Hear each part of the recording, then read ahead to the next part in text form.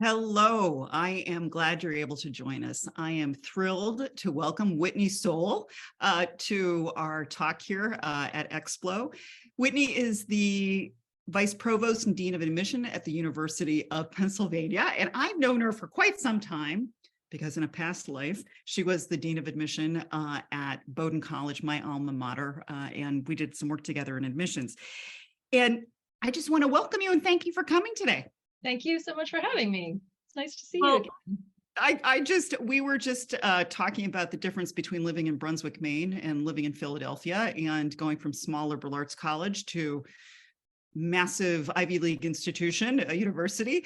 And we'll talk a little bit about that later. But what I wanted to start with, you've had a long career in college admissions, 30 years, maybe 30 plus. And you've been in a number of different institutions. And I'm always interested to find out how people got started in their careers and what they're doing. So can you just give us a little, how did you end up in admissions and you're still here? It's a great question. And sometimes I'm still surprised that this is my career and has been for more than 3 decades. But I went to Bates College as an undergraduate, which is in Maine, and I was an English major. And when I was a student, I did all the admission-y things. I was a tour guide and an overnight host. And after I graduated, I worked for the American Red Cross for a while. And then Bates had an unexpected opening in their admission office. Somebody was leaving in August, and they just wanted to hire somebody for 9 months to get through the travel season and interviewing and application reading, and then they would fill that position permanently the following spring. And I was living in Maine at the time, and I was like, and I had loved Bates, I had loved my admission volunteering, and I was like, oh, this is a great job. And so got hired into that role, and I loved every part of the exposure I got in that first 9 months. I went right out on the road. And so I was standing behind college fair tables and interviewing students, visiting high schools. And I mean, this was way pre cell phones and, the internet. So this was, map on a lap in the car, trying to find where we were going. And if I was lost, had to find a payphone. But all of that was in service of getting to the places where students were and meeting them. And I really enjoyed it. And then I loved the complexity of reading and committee conversations and decisioning and how it brought all these applicants into a class. I had a dean who was really thoughtful in sort of explaining to me the things that were on his mind and how he thought through all of it. And he could tell that I enjoyed it. And so lucky for me, I was hired to stay on, and 30 years later, I'm still working in college admissions. Oh my goodness. Well, let me ask another question about this is some people really don't understand what goes into putting a class together, and that so often students focus just on their grades or test scores, which is understandable to some degree, but this whole notion of holistically looking at somebody, what does that mean? What do you actually do? Yeah, I mean, it's a great question. And I think for the schools that do holistic admissions, I think it is often misunderstood. So I'm really glad that you're asking about it, because it gives me an opportunity to explain it. Holistic admission is really looking at all that makes up an individual human being who wants to be a student at the school that you represent. And when we're building a class, and I've worked for a number of different schools, and in each school has its own sort of personality and approach toward delivering the education that they provide, and sort of how they imagine students navigating that educational environment and the social environment. The opportunities that are available in so many different dimensions in a school. And so when you're an admission officer and you're reading applications, you're looking at each student as a student. What have they taken in their coursework? What was available? What did they take? How did they do with those challenges? How does that align with what we offer academically at our school? But we're also thinking about building a community of people who are going to be in the classrooms together, in the lab spaces together, roommates, eating meals together, in clubs, sports teams, all the ways in which we engage with other people on our campuses. So a holistic review is looking at the academic preparation, sort of the disposition of that student as a learner, as I said, sort of looking for alignment in what a school provides. But then also, like, who is this person and how is this person on our campus going to challenge and participate in the community that we have here? Because we want it to be challenging. And each school, like I said, is its own place. So you're working toward building the community of that particular school. And so what students tell us in their application is never the whole story of who they are. It couldn't possibly be a complete representation of the student. But we ask for what we ask for because we're trying to get these details to get some scaffolding in our mind around what is this person like. And unfortunately, because unless you're the person in the team reading all of the applications and in the conversations around all of these individuals with all of these different characteristics, the only way to make sense of it is with the data points you can see, which is what was somebody's rank, what was their GPA, where did they go to high school, how many AP classes did they take, what were they good at, and sort of make sense of it by saying, well, it must be then that if this person got into that school and they did these things, that's what you need to get into that school. And what that story misses is we actually read about the whole person. Right. And it's hard to show that broadly because it involves reading all the applications as a group to understand that. Well, I think that's really interesting because the test scores reduce, right? I mean, there are aspects of applications that you can say, what is the average or the median or whatever it happens to be? People's unique stories about who they are, what has made them what they are. You can't tell thousands and thousands of stories, so that part of it gets left off. But I think one of the things that I wanted to have you speak to is the fact that your unique story, who you are as a human being, genuinely makes a difference in the admission process when you're looking at a place that has holistic admissions. Can I ask you, Penn's a place that has holistic admissions, but there are schools that don't, that really are more on, you have to have a certain test score or a certain GPA, but that's not what we're talking about here. Right. One of the, we're going to get to just a little bit later, the distinctive aspects of Penn. When I think, though, of you going from a highly competitive liberal arts college, but small, right? I don't know, 2,000 people in the entire college in Brunswick, Maine, and then going to the University of Pennsylvania, which I don't know how, 8 times the size. I don't even know.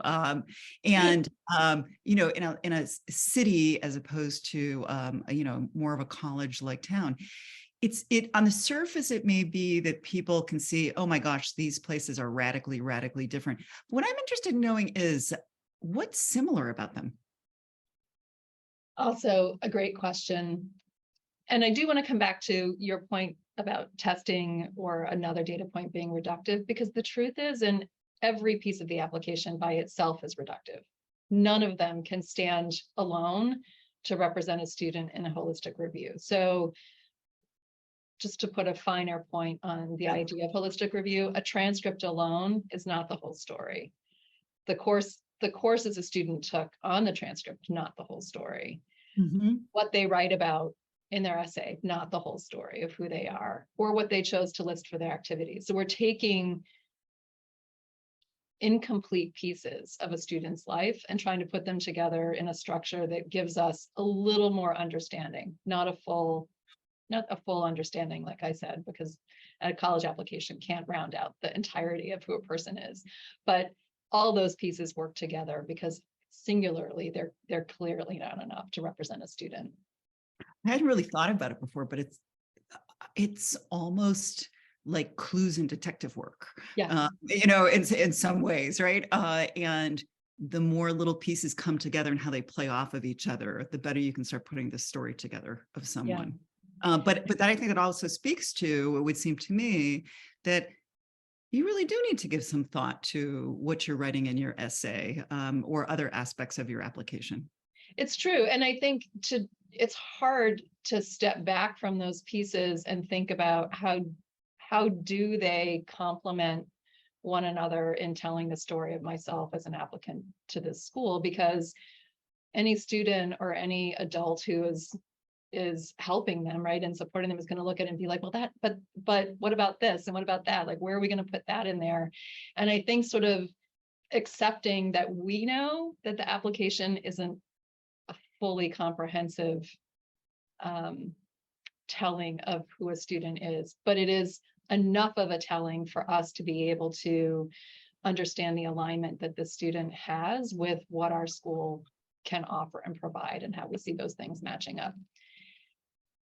I do think, to the question you were asking about what can be the same from a very small liberal arts environment to a very large research university, which I think was your question, like what are the things that can cross over? I think at the heart of things,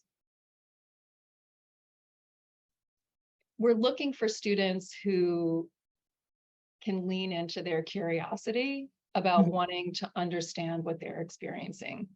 So there will be a particular interest that draws them in academically, that then takes them further down that academic path, because they continue to get exposed to more breadth of a topic, or depth in it that has their attention and inspires wanting to chase it further, or to be creative and sort of entrepreneurial in how to think about it.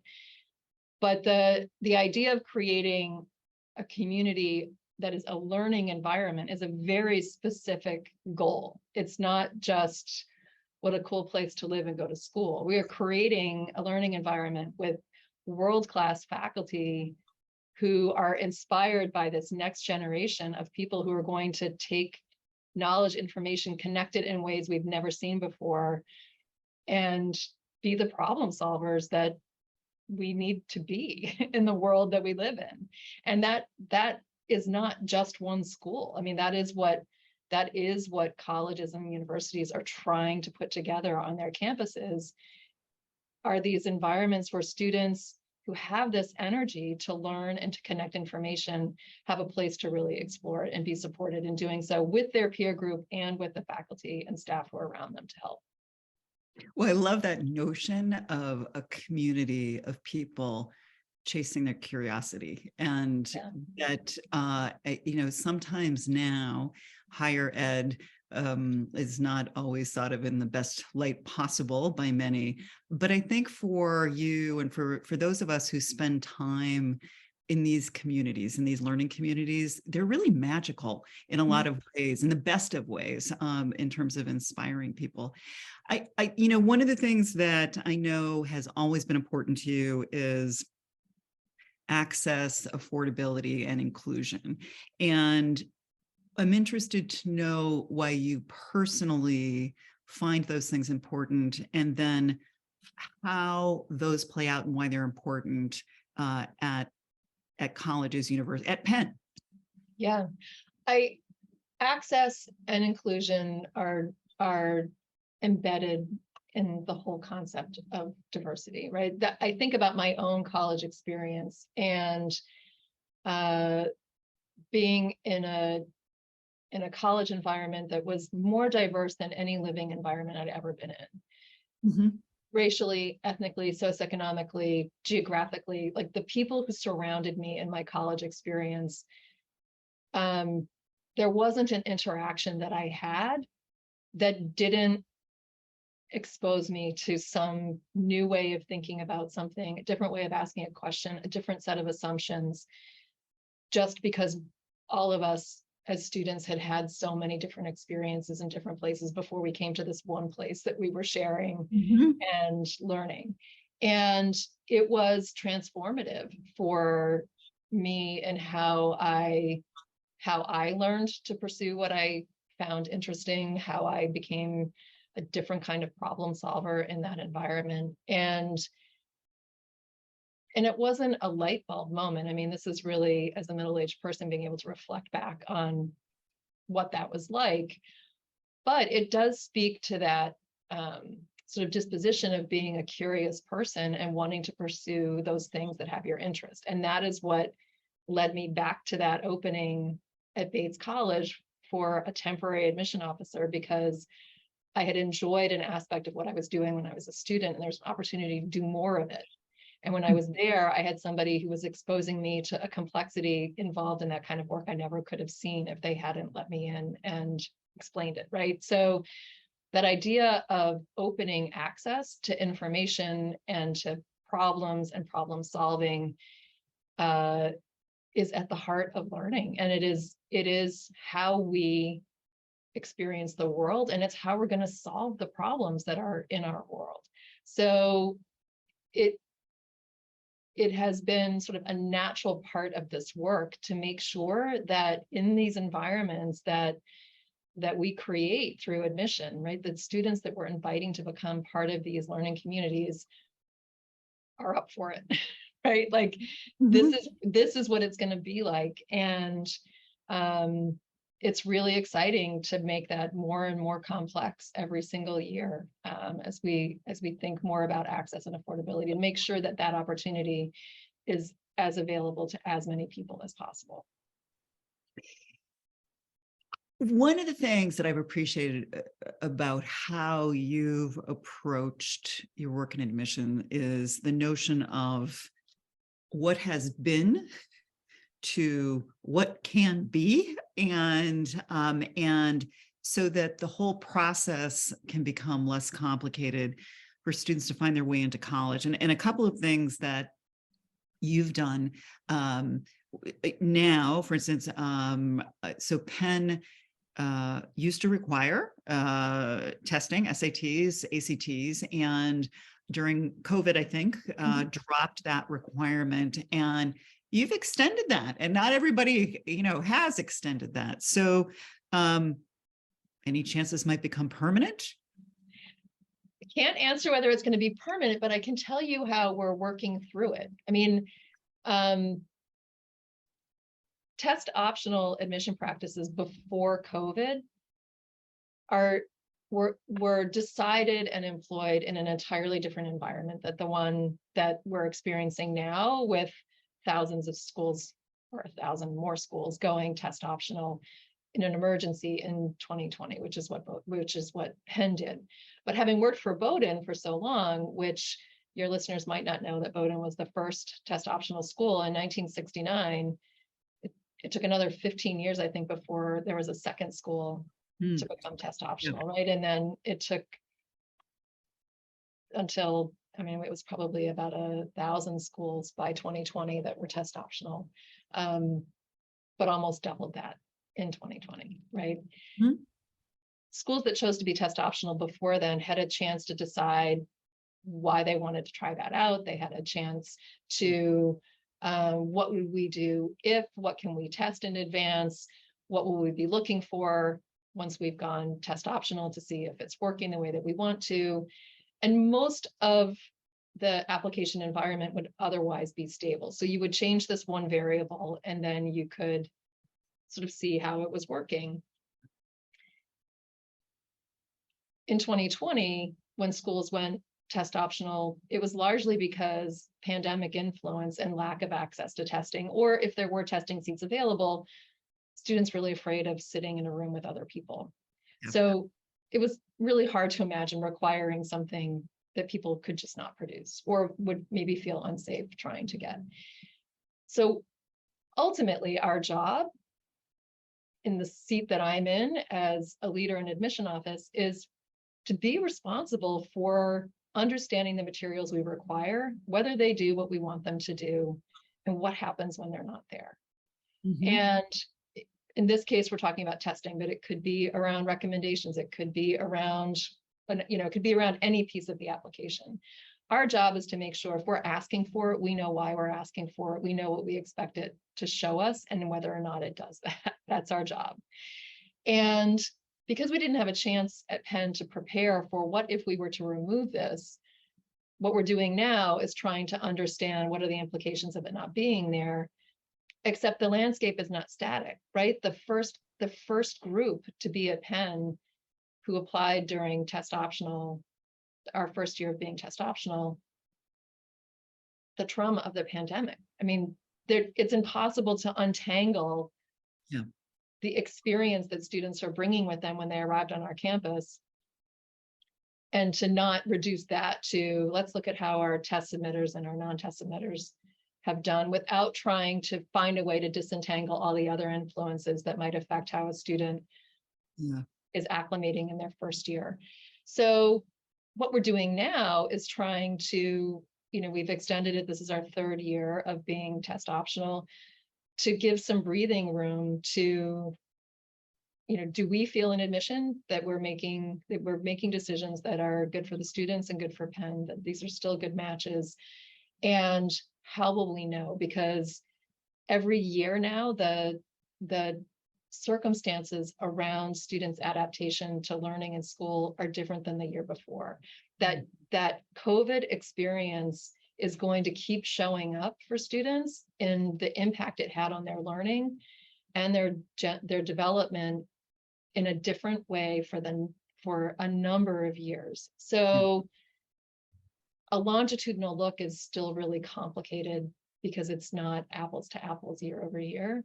But that's what we're doing now, is that we're trying to gather what can we understand. Fortunately, I'm in a research university, so we know how to do what we can, and make really good use of the information we have to determine whether or not testing is an element that is serving us in a test optional way. Is that a good practice that we have now that remains an important way of using this material going forward? So we're still trying to figure it out. We do have to say something this year about what we'll do next year, because we know that students who are juniors now and are beginning to start thinking about testing are going to want to know what our school's going to want next year. So we know that we need to say something about the future fairly soon.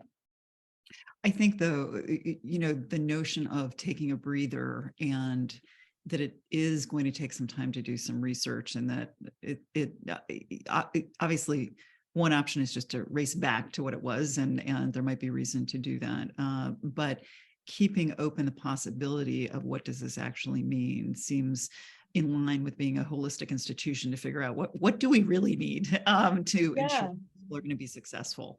And I would say one of the things that was helpful for Penn when this happened was that in the evaluative process that Penn already had when tests were required, the academic assessment that Penn would do was looking at what's available in the high school curricularly, what did the student take, how well are they doing with those courses, what did the recommenders say about them, getting a look at their writing. Those pieces together would come together in an academic assessment.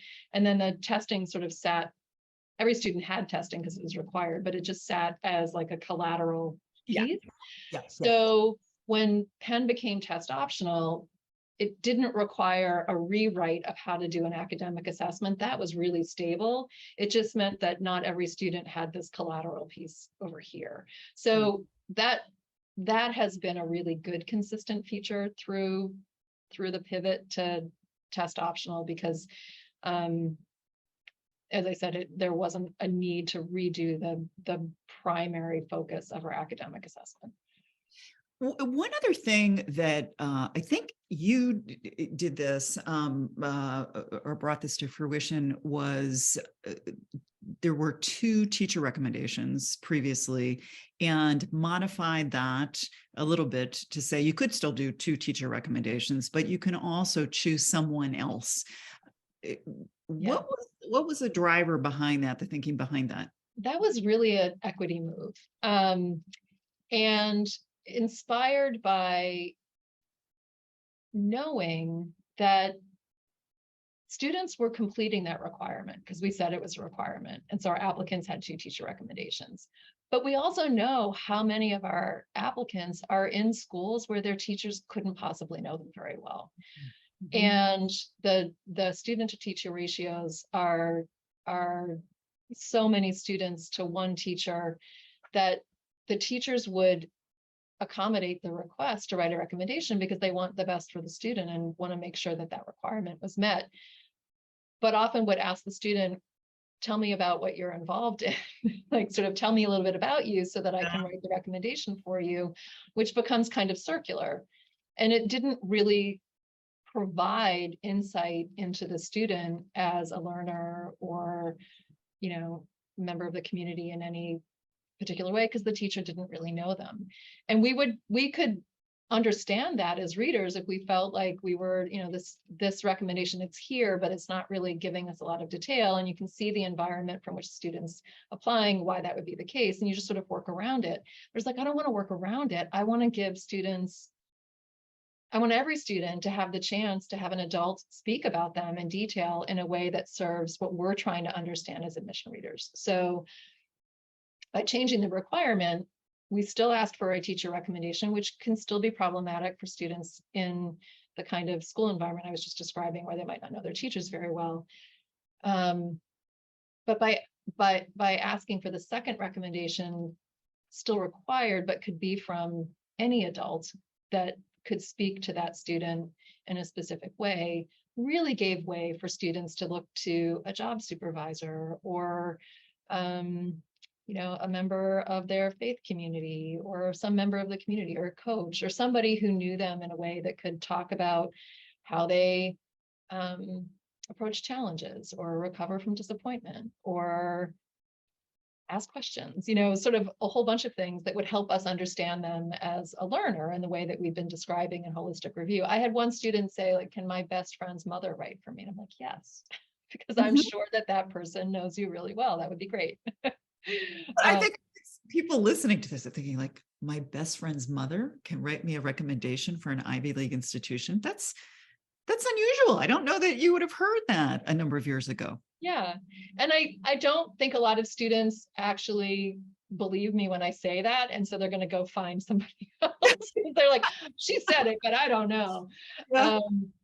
And there's a lot of students who are sending to teacher recommendations because it's required at other schools and they've already got that done. And so that's what they're sending, but which is fine. But the point was to make sure that students had a choice, that when they were trying to figure out how to put together these pieces that will give us insight into who they are, do they feel like they can choose in a way that is representative of them as much as possible? That's what that was for. So when you tell me what's distinctive about Penn? Well, I mean, I'm going to ask you a question actually in a moment about the prompt and the people who are there, but which kind of, I think, gets to the distinctiveness to some degree of the institution. But what is it that you think is important for folks to know about Penn? Penn, well, if people don't know, Penn has 12 schools, but 4 of the schools are also have undergraduate population. So in my role as a vice provost and dean of admission, I'm serving admission for the undergraduate populations for the College of Arts and Science, which is the traditional liberal arts environment, for engineering, for nursing, and then for Wharton, which is the business school. So all 4 of those schools have an undergraduate population.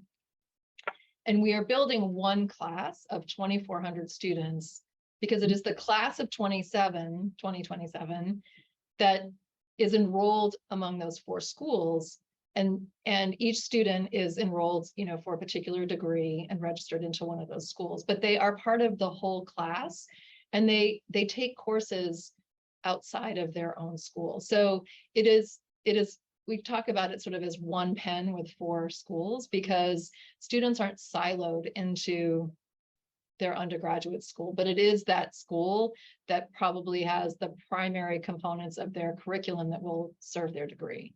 But our engineers are living with our nurses and in clubs and activities and research projects together, and so that is pretty interesting. We also, because we have multiple undergraduate schools, have some coordinated dual degrees where students can be earning at the same time engineering degree along with a Wharton degree, or an arts and science degree along with a Wharton degree, let's say. So they're graduating from Penn with 2 degrees at the same time, which can happen in a place like this that has multiple schools and is built to do an integrated curricular approach like that.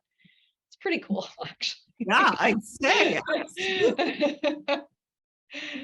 Do you, I just thought this was fascinating. So you and your admissions team thought a lot about gratitude and how expressing gratitude feels good when you put that into words, with those feelings into words, and how good it feels to receive appreciation from others, which I just think is a nice thing for an admission office or any group of people to sit around talking about is, but what I found fascinating was there's a jump from, let's just talk about this and what could we do with this? Right. You then moved into an application prompt, which I'd like to read. So that people understand this, this is something, was this optional or required? It's required. Okay. So all applicants to Penn this past year, or is This it this coming year, right now? year? Okay.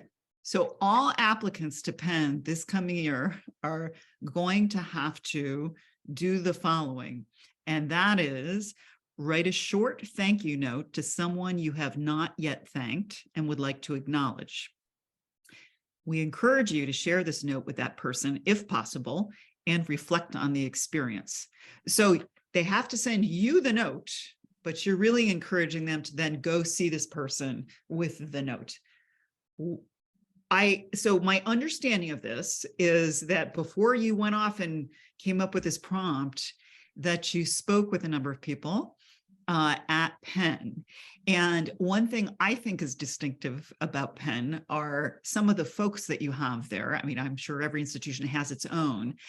And three jumped out, and there are probably others, but three jumped out at me because I happen to know of them and use their work. And so one is Dr. Martin Seligman, and he, for folks who don't know him, is oftentimes seen as the dean of positive psychology. And I ran into him at first in the 90s. And with his book, The Optimistic Child. And we've been using that at EXPLO since then. And then there is Dr. Angela Duckworth, who folks may well have heard of in her work on grit.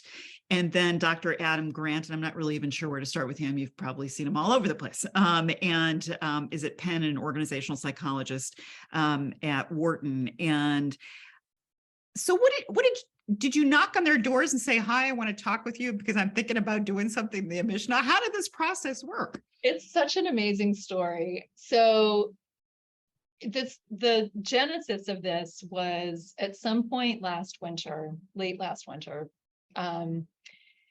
We were sort of deep in the application process. And I just was recognizing that everything about the application process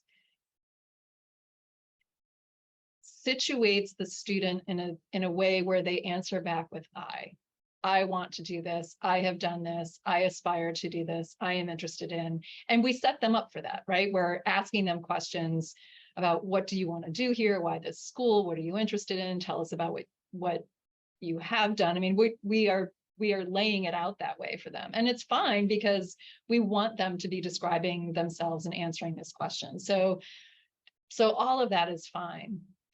But what I was reflecting on is where you and I started this conversation in holistic review, in addition to looking at students' academic preparation and their academic interests and what we offer and how does that match up, we're also talking about them as community members, right? Like, what are they going to be like as a roommate? And are we asking questions anywhere in here that help us get that? We're having conversations around do we think this is a person who would get involved in clubs? Do we think this is a person, maybe this person would really enjoy X? What are we doing to allow them to express to us how they see themselves relative to other people? We're not asking anything like that.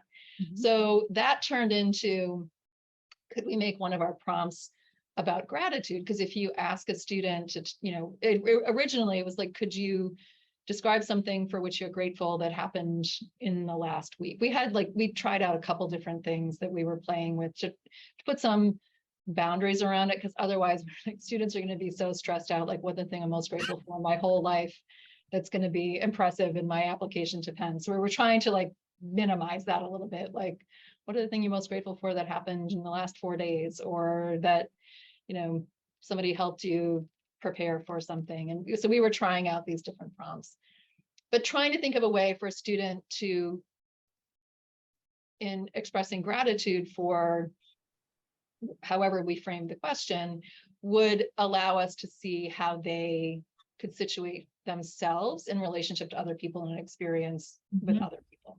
That's where that started. And then I happened to be in a call with both Angela Duckworth and Adam Grant together at the same time about a different topic, a different idea of something that we've been talking about. And before we finished, I said, we have this question that we've tried out a couple different times in sort of focus group type work, and it's just not quite right. Like, what do you think of this? And they both were like, this is a really good idea.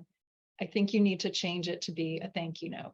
And both of them having had experience with Martin Seligman.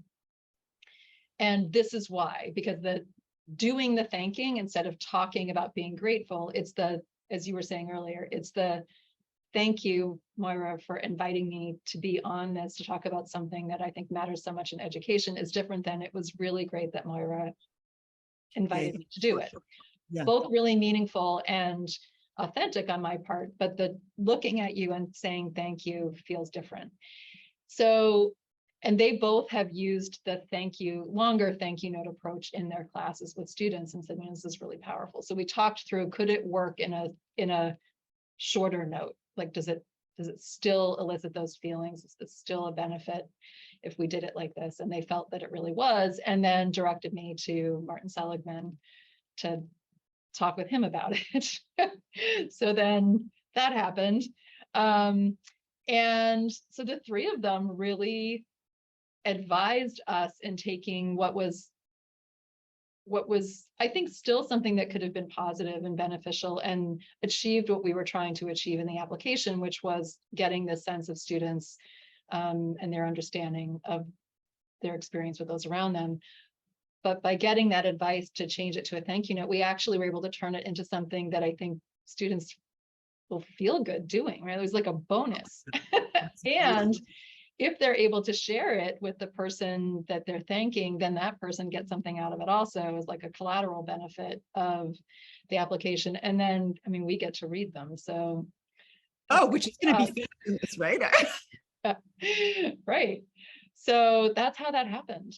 Wow. Well, I think about the whether it's educators they're sending things to is, I think people treasure thank you notes. I know so many educators who have baskets, over their careers, and when they keep, I have a drawer full of them here, and periodically, to make myself feel better, I go back and read them. So I just think that's fascinating. And I also think that it's amazing that you had the resources at Penn to help you think, think a little bit differently about this. So, well, our time is coming to a close here, Whitney, and I am just so appreciative of the fact that you were willing to chat today about holistic admissions and kind of opening up what's going on at Penn. And I think sometimes I just find people, when they hear dean of admission or a vice provost or whatever else, it's somebody up on a mountaintop. And I think people,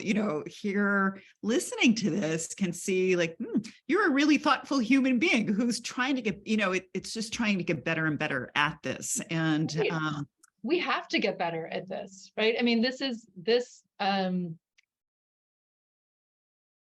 the bridge between students who aspire to go on to higher education and finding a place in higher education. And I don't mean just at Penn. I mean the work that we do in admissions offices all around. And we have different mission, different needs, different level of resource in all of our places to build our classes, but we serve as the bridge. And so it is tremendously, it's like our responsibility to keep looking for ways to do this better. Well, and I think one of the things that really comes across with you is that there's a sense of care, Mm. that you care for students and you care enough to be thinking about these things and acting on them and putting together a community that's chasing this curiosity. And so thank you for doing that work. And I'll be watching what's happening at Penn, and I'm sure many others will be too. And I just want to thank you so much for joining me today to chat. And I wish I wish I could be there to read all these thank you notes, because it's going to be fabulous. It's going to be great. We've just started reading, and I have to say it's pretty fun. And I also just need to say, I mean, I appreciate all that you're saying, but I work with a great team of people who are really thoughtful. And because there are many of us who are thinking about it like this, the ideas are better, right? Because they're not just my ideas, right? It is working with a lot of people who can do what we want our students to do, right? Like, what about this? What about that? What if we tried this? And it's really, I have a great job. I really do. You do. It sounds like you have a great team, right? And that makes all the difference. Yeah. Oh, thank you. Thank you for having me.